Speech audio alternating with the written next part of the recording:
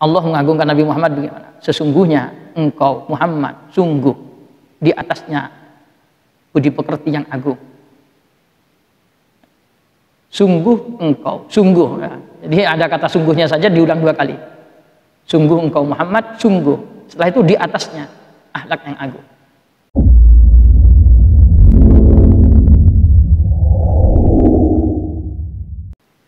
Wal makna anna tira'ahu wa taghali fihi wa sana'a bima siwa dzalik huwa mahmud. Pengertian hadis ini justru sesungguhnya mengagungkan Nabi, berlebih-lebihan di dalam Nabi,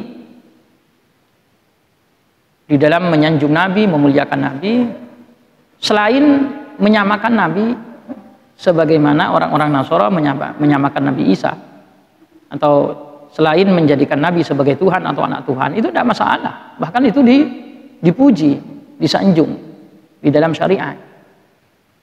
Ya, kalau kita mengatakan ya Rasulullah, engkau adalah makhluk yang paling baik, ya Rasulullah, engkau laksana matahari, engkau laksana rembulan, sebagaimana di dalam diba misalnya ya.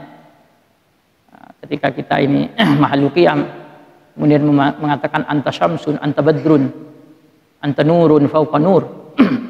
Ya Rasulullah, engkau ini laksana purnama, atau engkau ini laksana matahari, laksana purnama, engkau laksana cahaya di atas cahaya. Itu tidak menyamakan Nabi Muhammad dengan Allah, tidak. Justru kalau ada orang menggunakan dalil ini bahwasannya Nabi ketika disamakan dengan matahari, disamakan dengan bulan, disamakan dengan cahaya di atas cahaya yang kita maksud, kemudian dianggap sudah menyamakan Nabi dengan Allah. Nah, itu justru yang berbahaya. Masa Allah sama dengan matahari? Masa Allah sama dengan bulan? Masa kemudian Allah itu seperti yang kita bayangkan, cahaya di atas cahaya yang kita maksud? Artinya anta syamsun, anta badrun, anta nurun fauqa nur, itu Nabi kita Muhammad SAW itu nurnya. Andai saja diperlihatkan oleh Allah Subhanahu wa taala kepada kita, bulan purnama, matahari itu nggak ada apa-apanya. Bahkan keindahan Nabi itu tidak, kalau mau diungkapkan ya serba salah ya. Mau disamakan dengan matahari kayak kalah. Mau disamakan dengan bulan purnama, ya bulan purnama ya masih kalah. Jadi yang tepat memang Nabi itu di atasnya itu.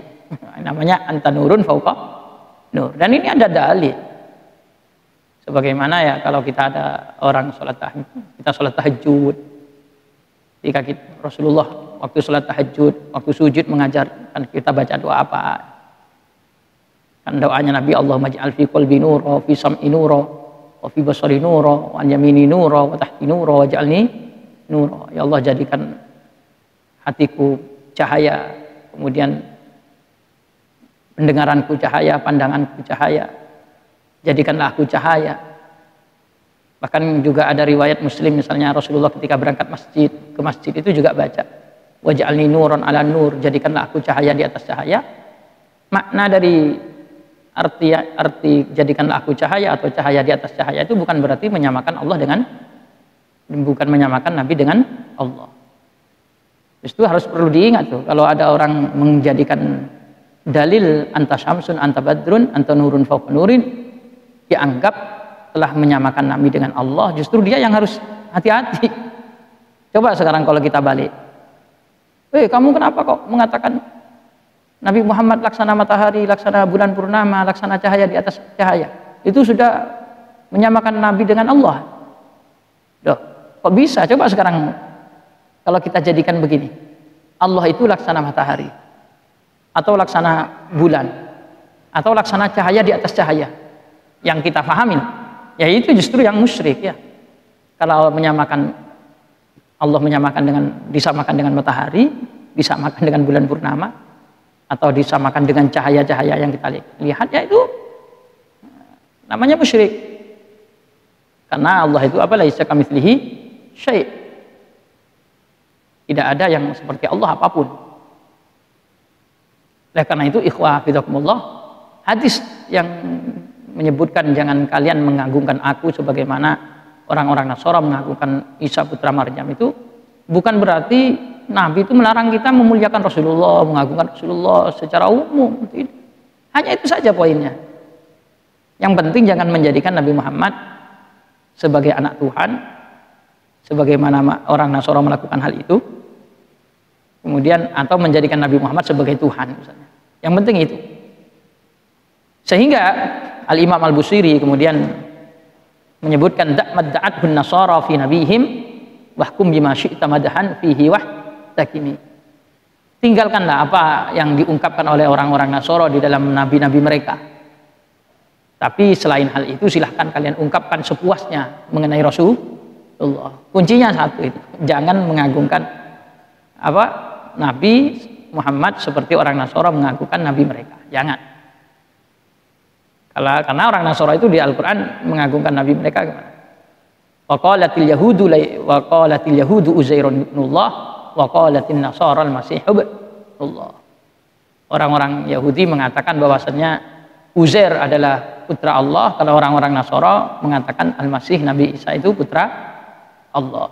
Jadi orang Yahudi mengatakan Nabi Uzair anaknya Allah. Kalau orang-orang Nasara mengatakan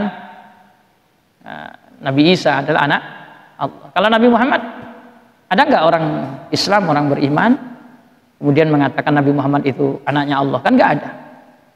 Kalau nggak ada berarti ya tidak masalah. Wahai Rasulullah, engkau adalah kekasihku, engkau adalah manusia yang terbaik, engkau adalah manusia yang paling agung, engkau adalah silahkan itu.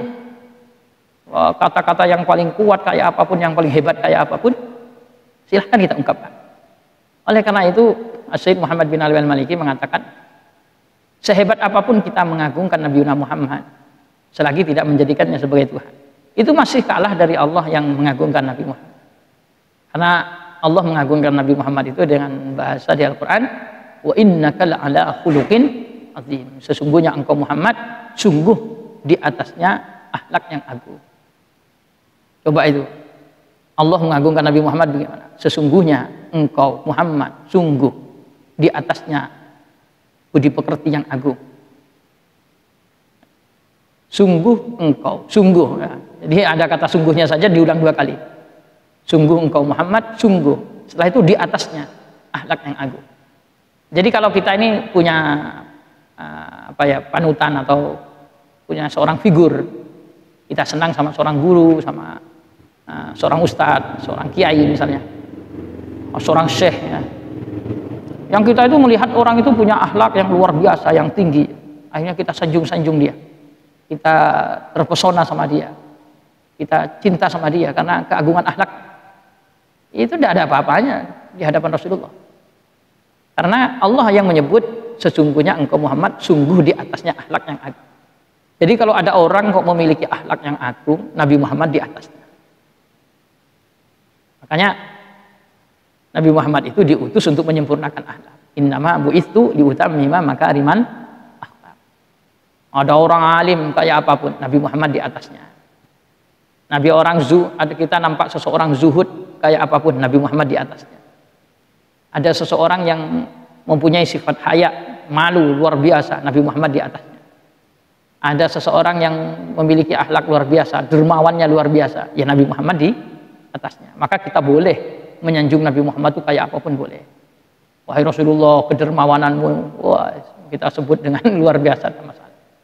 Bahkan andaikan kalimatnya sama dengan kata-kata yang kita ungkapkan kepada Allah pun, kalau memang masih bisa membedakan antara kedudukan Khalik dan makhluk, itu tidak masalah. Karena Allah sendiri itu yang mensifati Nabi Muhammad dengan asma'nya Allah sendiri. Misalnya dalam Al-Quran Allah menyebut, laqad ja'akum rasulun min anfusikum azizun 'alaihi ma anittum harisun 'alaikum bil mu'minina raufur rahim. Kata rauf itu disandarkan kepada Nabi Muhammad, rahim juga disandarkan kepada Nabi Muhammad. Yang menyandarkan itu siapa? Allah.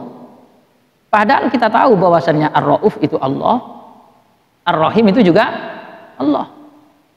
Tetapi justru Allah menyandarkan kata rauf dan kata rahim kepada Nabi Muhammad. Apakah ini berarti Allah menyamakan dirinya dengan Nabi Muhammad? Ya enggak. Karena gini loh, kita kalau menyebut, wah orang itu sangat alim ya, yang dimaksud itu alim diantara sesama makhluk. Wah orang itu sangat dermawan ya, berarti sesama makhluk. Allah itu sangat dermawan, bener ya, Allah sangat dermawan. Tapi kalau kita mengungkapkan kata sangat dermawan ini kepada makhluk, boleh apa enggak?